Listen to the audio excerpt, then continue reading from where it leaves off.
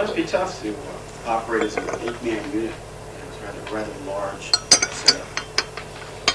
Yeah, for the purpose of the tour, it was just a little difficult getting it together. But once we kind of really ironed out all the difference in styles, two guitarists play very differently, as do the drummers and keyboard players. Once that had been resolved, it kind of worked out, and it's been relatively good fun. Yeah, did it take time to work the kinks out of it? Yeah, I mean, as I say, the styles being so different, and each member having not being, when two guitarists work together, it's usually because they've come together to do so and work well together and do certain things and fill certain areas. And there was no telling how it was going to work with Steve and I, because and we've both been in situations where we really are the main guitar player in this situation, so it was difficult working that out. Yeah, you don't find it hard to play like with two drummers? Once again, I think Alan and Bill really worked their stuff out pretty well. But yeah, I mean, there were times, some of the shows where it didn't quite click in, where it was a bit of a nightmare, it was like a train crash or something. But it was fun. To me, it's not the ultimate dream or anything, personally speaking. But for this project, it was how it came about was a very kind of peculiar and unique kind of situation. So it kind of worked out. He actually sort of repeated what you said. It is rather extraordinary that 8 guys would get together as you have. I suppose under normal circumstances wouldn't happen. It would be pared down a bit. Well, yeah, I mean, how it came about really was, it wasn't 8 people getting together by any stretch of the imagination. What really happened was in '88, when we finished the big Generator tour, which we finished here, to try and cut a long story short, John's idea was to carry on touring. There was more money to be made, more tours to be done, and the rest of us felt that it was time to stop. The tour, we'd really peaked when we got here. We'd peaked, and it was any further touring, I think, would have been a decline in the excitement value. So we decided that we were going to stop, and I was, Chris, myself, Alan and Tony had thought, it was time to take a bit of a break. We've been working very hard and to try and explore other things. I really wanted to do a solo album, which I went ahead and did a tour, a solo tour. And John went off and, because he wanted to carry on touring, I think, decided to, when I went and did the solo album, he thought, well, I'm going to go and do this with ABWH. So it kind of, it almost just naturally kind of parted, and the 4 of us kind of decided we were going to stay together when we decided that we wanted to do something. And so John went and did the ABWH thing. And we started working towards doing an album, and after I'd finished my solo thing, and Chris had been writing and doing various things, and Alan was very, very busy doing clinics, drum clinics for Ludwig and Zildjian. And time went by, and we decided, okay, we're going to do a record, and the record company said, great, we'll do a Yes album and you sing. And I thought, well, I didn't think it was appropriate for us to continue as Genesis did. Phil Collins' voice was kind of very similar to Gabriel's for one thing, and it's kind of worked out that way. My voice being very different to John, and John's voice being so kind of synonymous with the name Yes, that I didn't think it would be appropriate. But we actually decided, well, why don't we try something new? And one of the ideas was Roger Hodgson from Supertramp. And I called him. He sounded like one of the most inspired music kind of guys. He was just so enthusiastic. And we're trying to cut it as short as I can. We got together, and Roger and I did, and we worked together and had a lot of fun doing it. Then Chris, me, Alan, and Roger got together, and that really worked pretty well. And so I said, we kind of invited him to join Yes, and he said to me, no, you joined Supertramp to me. So I said, no, I'm not doing that. And you're not. So what's happened, just sidetracking for a bit, is Roger and I are doing an album at the moment together, and we're very excited about that, and it's going great. But back to the Yes thing, John went and did that, and I've been I'd been writing, Chris had been writing, to me Chris had written one of the best songs he's ever written, The More You Look, which is on the album, the Union album. And I'd written 3 or 4 things, and time went by, and ABWH were now 3/4 of the way, from what I'd heard, doing their second album. And in the middle of that, John called me. I hadn't spoken to him for about a year, and he called me and invited me to play guitar on the ABWH album, which obviously I found a little bit kind of peculiar, because it's the names of the band and Howe was one of the names, and I thought it would be a bit kind of weird having another guitarist doing a lot of work on the record. It wasn't just one little invited thing. It was a ton of work to be done. So I didn't do that, and time went by, and about 3 months later, John called me again, inviting me to write some songs for the album.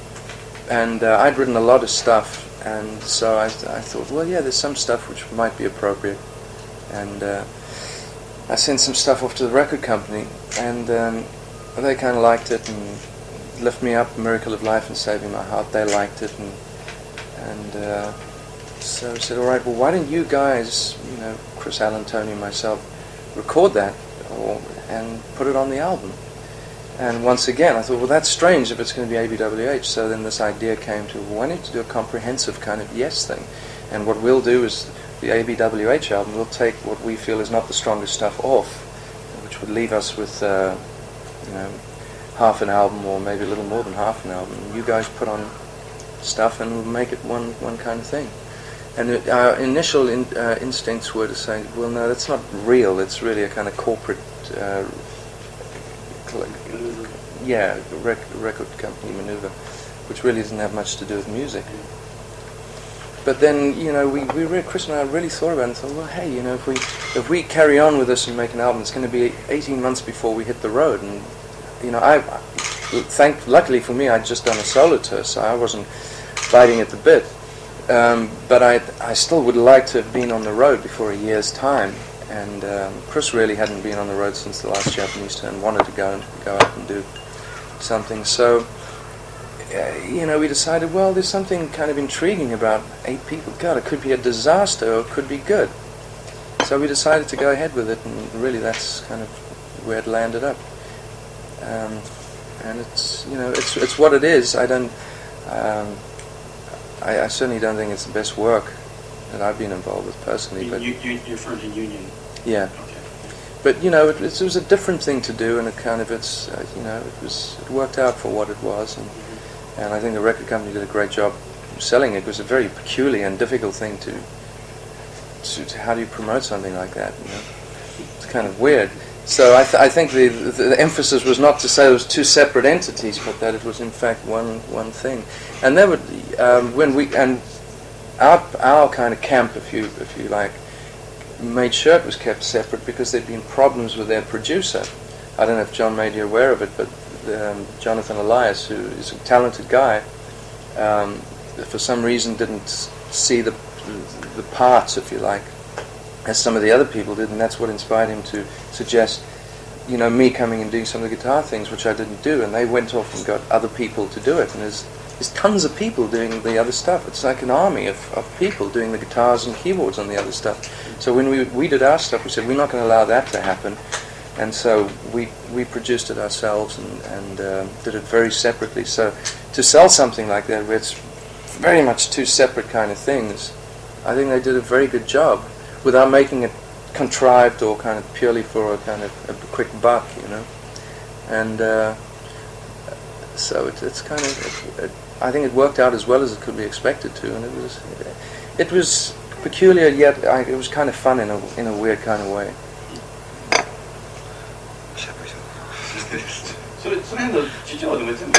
It's another 4 questions there, right?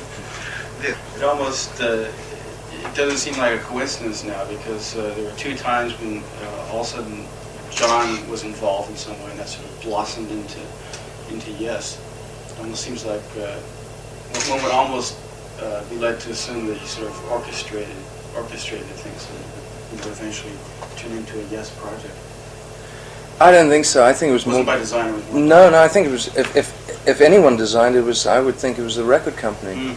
I don't think anyone in the band had any kind of vision of what was going to happen. Obviously, we like to think that, we planned this whole thing, but, it's not the truth. We just go along and do what we do. And some people have slicker ways of interpreting things for the press, but the truth is it wasn't designed. It kind of fell into what it was, almost by default, Yeah. You had a band called Cinema. Yeah. And that more or less sort of, you went from that to, what was 901? 901 to 5, it was basically a Cinema album. Right, exactly. Yeah. But that was the first, that was the preface to the question. And then the actual question was, in conducting Yes affairs after that, after Cinema had become Yes, did you try to bear in mind what Yes was all about, like the original concept of the band and what it had done thus far, or was that not part of your vision?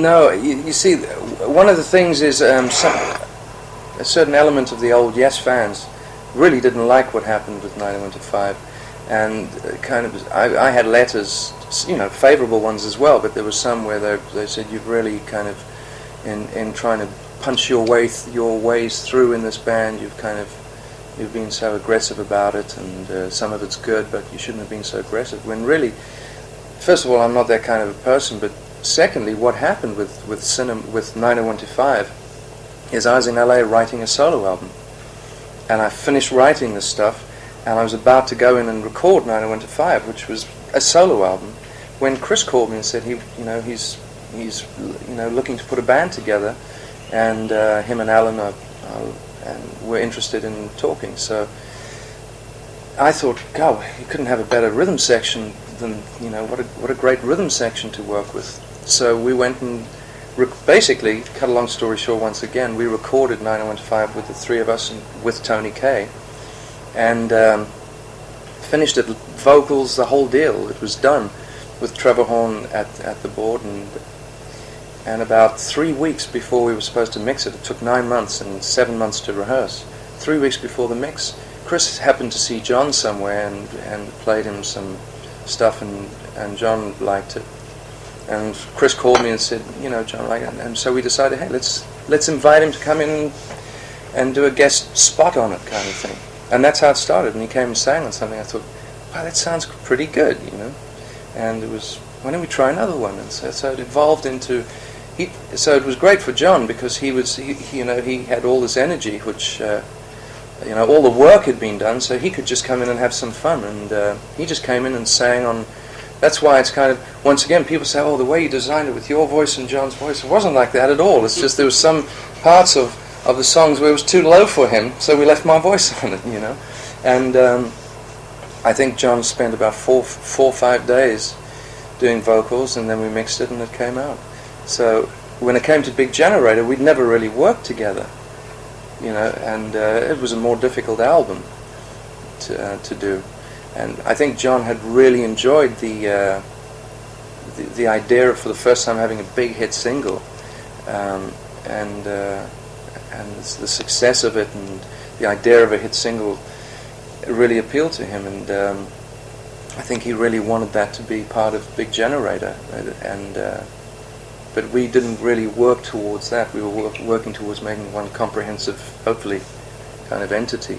And so it was a difficult album, and I think that was also part of the reason we kind of split up at the end. Right. So, in regards to Big Generator, you weren't trying to fit in with the Yes mold as much as just continue on with the original work you had started before John even signed on. Yeah, and very much what's I think what should be an emphasis in stressing is that Chris, myself, Alan, and Tony really became a very tight unit, and that's Chris's passion was that as well. So we were just doing what we did as a unit, and I was just writing as I wrote. I mean, I think it would be totally dishonest and as an artist for me to go and listen to the old Yes stuff and try and write stuff like that. It'd be ridiculous. So I just carried on doing what I do. He has been given to understand that a couple of reasons John left the unit was because he wanted to do more of the old Yes songs live. He felt the band was getting too commercial, which obviously contradicts what you just said. Yeah, well, that's always been that's kind of been a little bit of a disagreement since then, because in fact, more than anything, John enjoyed the success of the commercial stuff, and it wasn't something I contrived. When I wrote "On a Lonely Heart," it was just a song I wrote. I didn't think, oh, I'm going to try and get a hit single or anything. And really, we wanted to just do something which we felt might, in 10 years' time, be something we could be proud of. And I think more than anyone, John's emphasis was, we must have a hit single. With the Union album, his emphasis was definitely we must have a hit single. There was a song, "Saving My Heart," which he thought sounded like a hit. And we didn't really want it on the album. So I don't want to say the guy's a liar or anything, because he's saying what he feels, but the thing about the commerciality was something he misconstrued. No, I've heard it. I've heard it before, and Chris has a more cynical idea of why that was said. It was to kind of instill a little more feeling of credibility to the ABWH thing, and discredit what was. I think if we're going to be honest about this whole thing, the band, we must really be honest about it, and keep in mind that before this thing got together, we were fighting in court. The two entities were fighting in court. Right. Yeah, they were. The Anderson, Bruford, Wakeman, Howe situation was such that they felt using the name would generate more whatever, and the Yes name. The Yes name. Right. And I was at the time, thankfully, really very busy doing my solo thing and my solo tour. But Chris, who started the band with John, felt very passionately that no, it's this is where the name is, and one could argue, well, that John's voice is so synonymous with the name Yes, and whatever the arguments are, theoretically the name was owned by this entity, and that entity wanted to use it, and it landed up in tons of legal fees and bitterness and all kinds of things, and I think to kind of push that under the rug is just being dishonest to ourselves and to anyone else who wants to know. And a lot of the things like I left because it was commercial and stuff, it was nonsense. It's nothing. It's not based on any kind of reality or truth. It's the reason things fell apart was there were huge differences in where creatively it should go. And I think John was also used to in the old days, dictating a lot, and it's not something that I don't care who the boss or the leader is. It's just if someone writes a song, that vision must be kind of put forward, and Chris felt very strongly that it should be more of a democratic thing. So what I'm getting to is that this thing didn't just come together because everyone thought, hey, this would be fun. It was ABWH's album was being finished, and there were problems with it, and that's the truth, And let's call a spade a spade. That's funny, yeah. It's not exactly the romantic. No, picture. I mean, obviously, there are people who'd like to put that forward, but I think if you spoke to Bill Bruford, who tends to be a little more down to earth with what it's about, he'll tell you the same story. It's. Well, even a couple of months ago, he was very bitter about not being included as a member on this tour.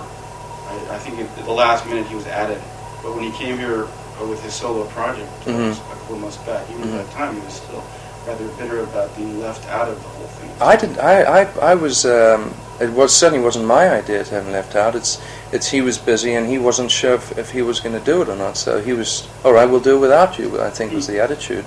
I really like Bill. Bill and I get on really very well. So and I like Bill's honesty. There's nothing I hate more than, and I've seen it in things that I've done. I've seen it with other people, just for the sake of painting a picture, saying things which really just aren't based on any kind of fact, and painting a picture of being a certain kind of thing, and it's just not reality. So that's the truth, man.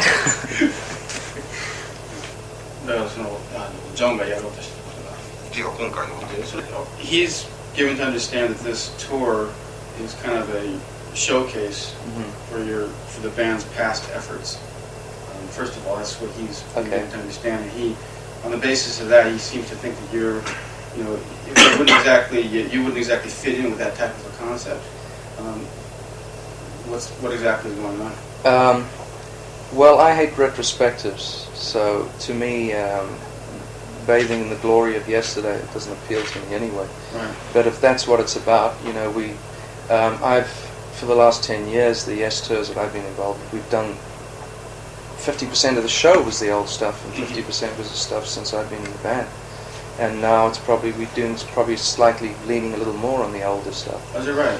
Yeah, it's probably 60-40, I would think. You know. 60 in favor of the old. Yeah. Other than the new stuff that I've written for Union, so if you include that, it's probably still half and half. But really, it's.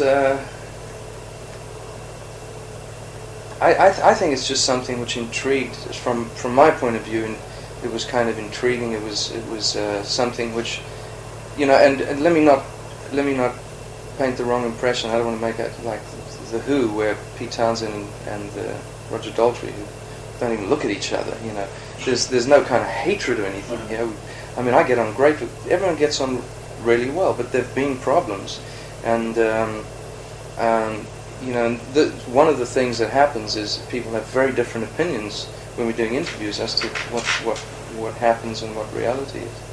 So, as far as I'm concerned, the tour was just something where, you know, the album happened the way it happened, and as far as this going somewhere further, if it's going to be a kind of a thing where it's still a retrospective, looking at the past, and something which the Union album is as well.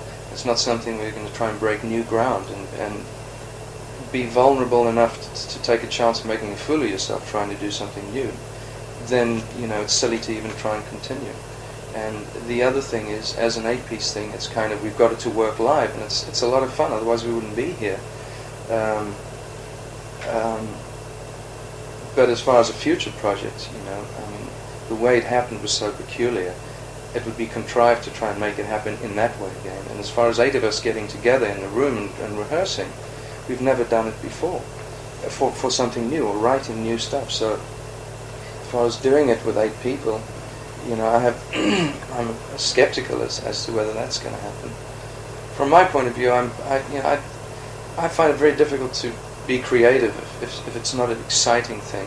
You know, the thing I'm doing now with Roger Hudson, I find very exciting. I find the tour exciting, and you know, the last 6 months off the road has been exciting because I've been writing. But you know, the time we spent on the road, and now I'm enjoying that too. But I think it's just try and put it in perspective. Yeah, it's not exactly something you want to invest 100% of your time and energy to it. No, that's not to say that. I mean, Chris and I are playing together. Feel like we're playing. Chris, myself, and Alan is the kind of 3-piece entity of guitar, bass, and drums. Feel we're playing better now than we've ever played before. And in fact, Chris and I went to Vegas on New Year to play, believe it or not, we got on stage for 20 minutes with Sam Kinison. You know Sam Kinison? The comedian? Yeah. They're really grotesque. Yeah, right. Yeah. And it was kind of weird, actually. I didn't know the kind of humor he was going to get into, and kind of, God, I shouldn't be up here. But we had a great time playing, and we just really enjoying playing together. I love playing with Chris and Alan, and I've enjoyed playing with Bill, and Rick and I get on famously, and you know, Steve and I have very different styles, but it's kind of you know, it's kind of entertaining, I guess. So you know, I guess that's the reality, my reality of what it is. Think about like the outlook on this thing, on the feasibility and potential of your remaining a part of this unit. It's hard because I don't want to come across as this being a negative thing, because I think it's a really positive thing, and I think the record company's done an incredible job putting this thing out, because you know, what is it? You know, so I think it was a great job. But I don't think I speak alone when I have skepticism as to it continuing as an 8-piece. I think that's doubtful. It might happen. Maybe we will get together and sparks will fly, you know, with the 8 of us. But I mean, I've done everything I can on this tour to make the whole thing work as positively as possible, and I get on with everyone. I haven't had one argument with one person, and we'll just have to see what happens. But you know, I'm a little reluctant to say, hey man, this is the future. This is going to be great, and in 6 weeks' time, this thing is not happening. I'll never forget Cozy Powell, the drummer, who's a good friend of mine. He's a great guy. He was playing. Was it Jeff Beck or? Oh no, he joined Whitesnake. Yeah. And I heard him doing an interview, and he's saying, "Yeah, man, this is what I've been waiting for," and he really felt it at the time. This is what I'm going to be doing. You know, in 10 years' time, will still be happening. 3 weeks later, he was doing something else. So,